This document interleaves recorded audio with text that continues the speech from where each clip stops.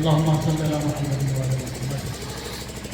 لا حول ولا قوة إلا بالله العلي العظيم. أعوذ بالله من الشيطان الرجيم.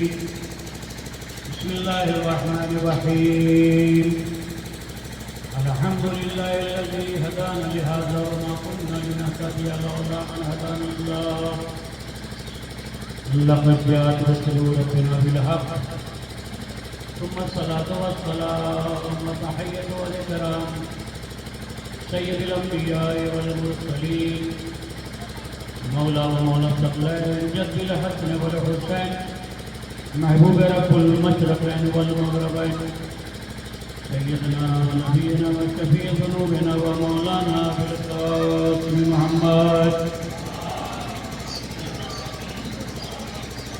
وعلى الطيبين الطاهرين المعصومين المظلومين ولعنة الله على أعدائهم أجمعين من يومنا هذا إلى يوم الدين. أما بعد فقد قال الله سبحانه وتعالى في محكم كتابه المجيد وهو فرقان الحميد وقوله الحق. بسم الله الرحمن الرحيم. واستعينوا بالصبر والصلاة صلى الله عليه وسلم. معزز سامعین، عزیزان امیر المومنین، آپ سب خوش نصیب ہو کہ اہل بیت کے کہنے والے ہیں. اہل بیت کے کہنے کی شان ہی یہ ہونی چاہیے. تقریباً ہمارے تمام مراجع کرام خصوصاً شہید راہ حق سید و سردار سید علی خان صاحب نے اہل بیت سے تفصیل کے پیشیوں کو بتایا کہ اہل بیت کے چاہنے والوں کی زندگی کیسی ہوتی ہے، اور جب تک اس کو آپ نہیں سمجھیں گے، مرجعیت کو نہیں سمجھیں گے، تو آپ اس درس کو زندگی میں نہیں سمجھ سکتے. آج پوری دنیا جو برا کہتی تھی وہ بھی ایک کہانی پہ کھڑی ہے اور کہہ رہی ہے کہ میں نے اس دور میں خامنہ جیسا انسان نہیں دیکھا کہ جس نے اہل بیت کی سیرت کو اپنایا. آج میرے مولا کی شہادت کا دن ہے. اس پر میں جہاں تک آپ کو لانا چاہ رہا تھا مقدمہ کلام جو ہے وہ یہ پیش کرتا ہوں تمہیدی ہے.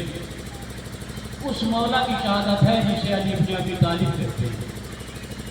میرے مولا کا شیوا تھا، روزہ افطار ہوتا تھا اور اس کے بعد کچھ پر گولیاں لگ جاتی تھی.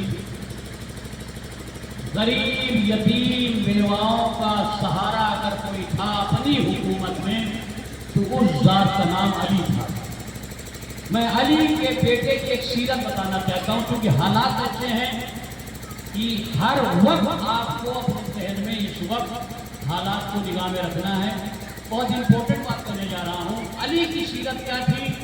یتیموں پہ ہاتھ پھیرنا، بیواؤں کا خیال رکھنا. علماء مراجع کرام کا جو پیسہ تھا میں اس کا خلاصہ کروں، لوگ اس پر بھی آوازیں اٹھانے لگے ہیں. بیٹھے ہوئے ہیں عراق میں، بیٹھے ہوئے ہیں ایران میں اور ہندوستان میں. ان کی وجہ سے غریبوں کی خدمت ہو رہی ہے، یتیموں کی خدمت ہو رہی ہے، بیواؤں کی خدمت ہو رہی ہے. یہ جو ہاتھ 5 انگلی کا دیکھ رہے ہیں نا، یہ انسان بھی اس خدمت میں شامل رہتا ہے. تو اہل بیت کی سیرت پر جب کوئی چلتا ہے تو اس دنیا سے جب جاتا ہے تو نیا انقلاب پیدا کرتا ہے. ملاحظہ کیجیے، بہت تمیز کو سنیے اور سمجھیے نوجوانوں کہ مولا کائنات کی سیرت کو اپنایا سید علی خامنئی نے. آپ کہیں گے مولانا آپ کیا پڑھ رہے ہیں؟ تقریباً میں شہادت پڑھ چکا ہوں، 2 بار پڑھ چکا ہوں، 3 بار، لیکن آپ کو جگانے کے لیے 2-3 باتیں مولا کائنات سے ملانی ہے. 2-3 جملے مسائل کر کے بات کو ختم کرنی ہے.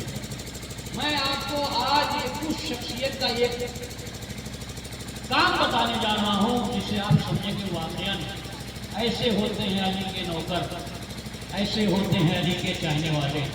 ملاحظہ کیجیے گا، خدا کی قسم میں آپ کو 2 بات بتانے جا رہا ہوں جو آپ کو سوشل میڈیا نہیں بتائے گی. یہ صرف آپ کو عالم کی نہیں بتا پائے گا.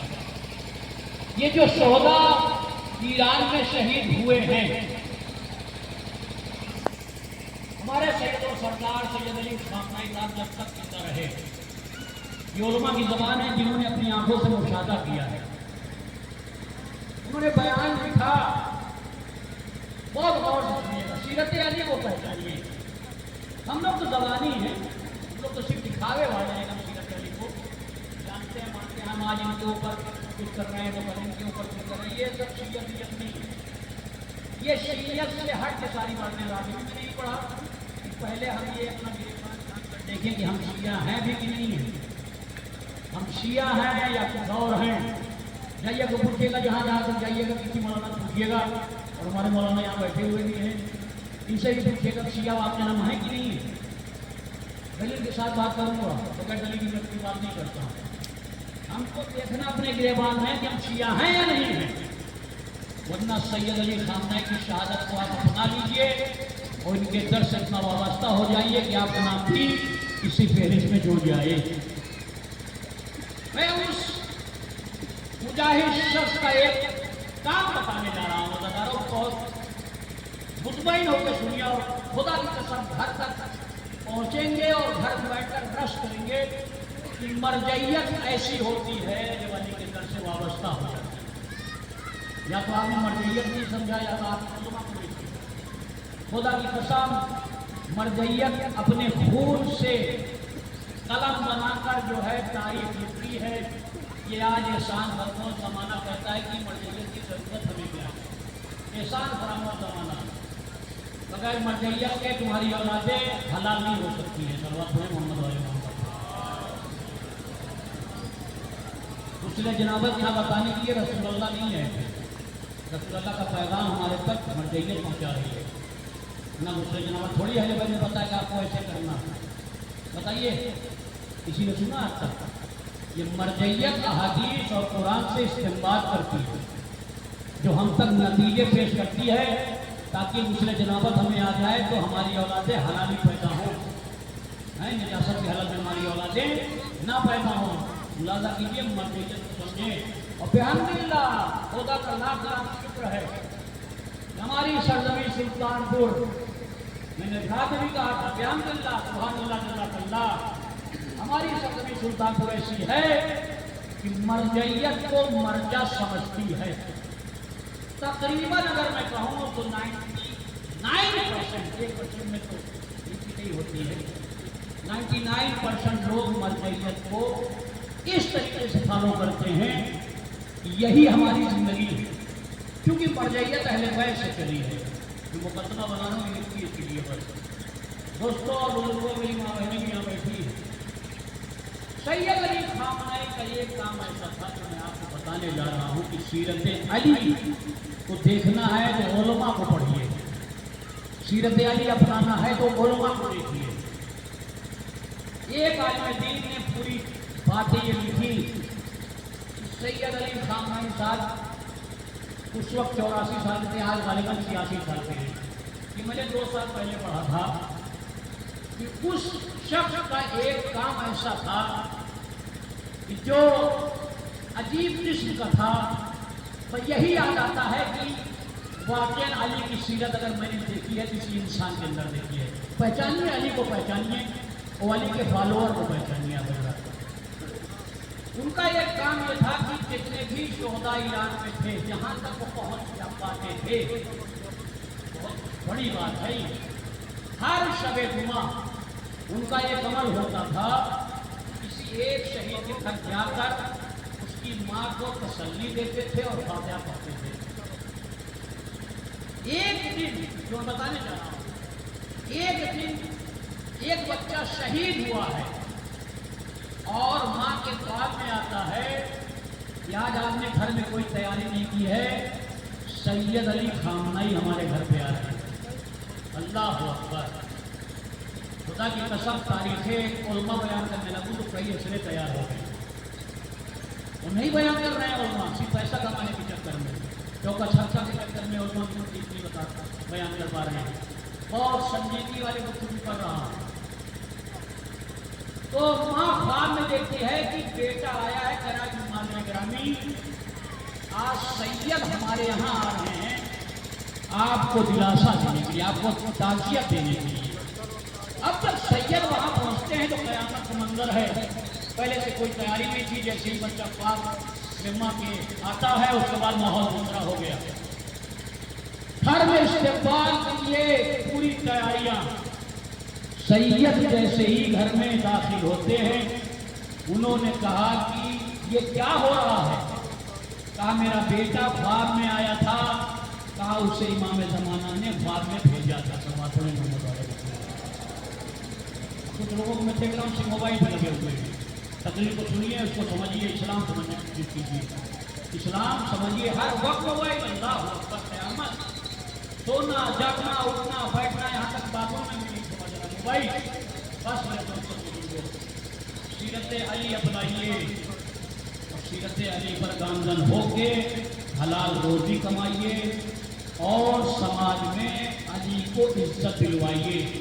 دنیا یہ کہے کہ علی کا چاہنے والا جا رہا ہے، آپ اپنی زبان سے نہ کہلوائیے کہ ہم علی والے جا رہے ہیں۔ اور سب سے بڑا ثبوت تو سید علی خامنہ ہی ہے، دشمن بھی کہہ رہا ہے واقعہ نہیں شیعہ تھا۔